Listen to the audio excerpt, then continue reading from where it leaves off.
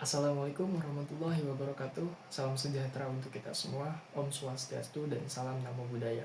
Pertama-tama yang saya hormati Bapak Ahmad Lutfi SEMM selaku dosen pengampu mata kuliah Seminar Manajemen Keuangan.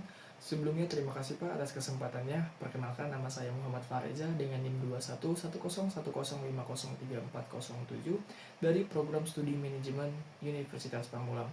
Pada kesempatan kali ini, saya akan memaparkan hasil penelitian yang saya lakukan dengan judul Pengaruh Biaya Operasional Pendapatan Operasional BOPO dan Capital Adequacy Ratio CAR terhadap Return on Asset ROA pada Bank CMB Niaga Tbk periode 2014 hingga 2023.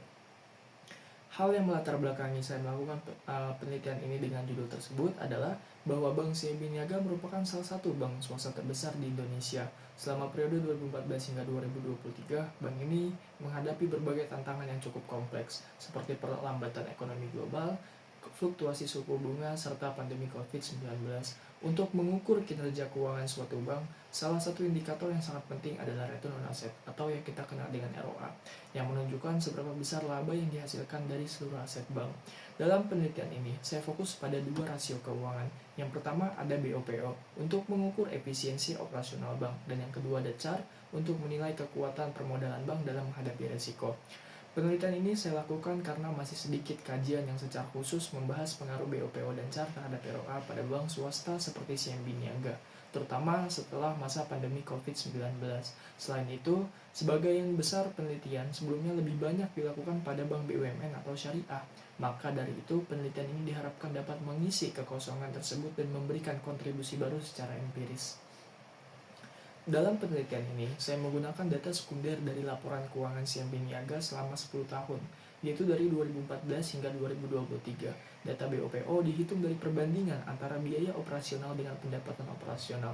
Data CAR diambil dari modal dan aktiva tertimbang menurut resiko atau ATMR. Sementara itu, ROA dihitung dari laba bersih dibagi dengan total aset bank. Semua data tersebut dianalisis menggunakan pendekatan kuantitatif.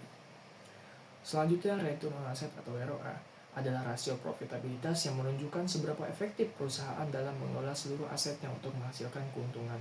Menurut Kasmir 2018, ROA penting untuk menilai kinerja keuangan bank secara keseluruhan.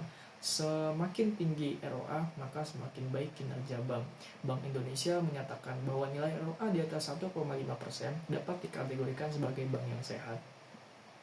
Penelitian ini menggunakan metode kuantitatif dengan pendekatan deskriptif. Teknik analisis data yang digunakan meliputi analisis statistik deskriptif, uji asumsi klasik berupa normalitas, multikolenialitas, heteroskedastisitas, dan autokorelasi.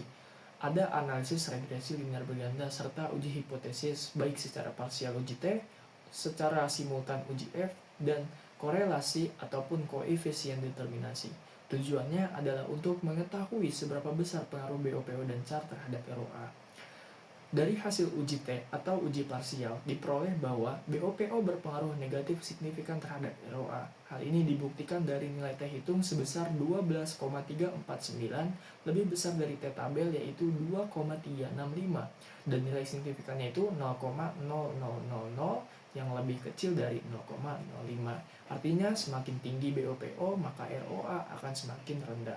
Sementara itu, CAR tidak memiliki pengaruh signifikan terhadap ROA karena nilai T hitung itu sebesar 1,667 lebih kecil dari T tabel yaitu 2,365 dan nilai signifikannya 0,140 yang lebih besar dari 0,05. Hasil uji F atau uji simultan.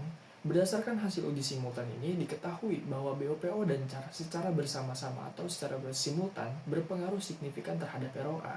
Hal ini dibuktikan dengan nilai F hitung sebesar 159,615 lebih besar dari F tabel yaitu 4,74 serta nilai signifikannya sebesar 0,0000 lebih kecil dari 0,05. Jadi meskipun CAR secara parsial tidak berpengaruh, tetapi secara simultan bersama BOPO, kedua variabel ini tetap memiliki pengaruh terhadap ROA. Selanjutnya, uji koefisien determinasi menunjukkan nilai sebesar 0,989. Ini berarti bahwa 98,9% variasi ROA dapat dijelaskan oleh BOPO dan CAR, sedangkan sisanya 1,1% dijelaskan oleh variabel lain yang tidak diteliti, seperti suku bunga, likuiditas, atau faktor makroekonomi lainnya. Kesimpulan dari penelitian ini bahwa BOPO memiliki pengaruh negatif yang signifikan terhadap ROA, sedangkan CAR tidak berpengaruh signifikan terhadap ROA. Namun, BOPO dan CAR secara simultan berpengaruh terhadap ROA, dan faktor BOPO merupakan faktor yang paling dominan dalam mempengaruhi profitabilitas CMB Niaga selama periode penelitian. Saran untuk meningkatkan profitabilitas, Bank CMB Niaga disarankan untuk lebih menekankan biaya operasional sehingga rasio BOPO menurun dan ROA bisa meningkat. Manajemen juga perlu mengoptimalkan efisiensi kerja seperti melalui digitalisasi proses bisnis, pelatihan karyawan, dan pengendalian anggaran. Untuk peneliti berikutnya, saya menyarankan agar menambahkan variabel lain seperti NPL, LDR, atau rasio likuiditas lainnya agar hasil penelitian lebih komprehensif dan akurat.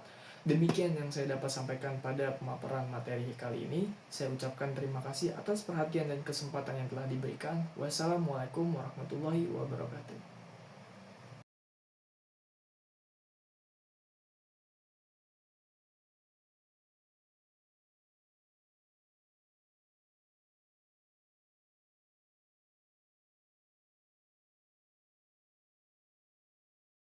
Demikian yang saya dapat sampaikan pada pemaparan materi kali ini. Saya ucapkan terima kasih atas perhatian dan kesempatan yang telah diberikan. Wassalamualaikum warahmatullahi wabarakatuh.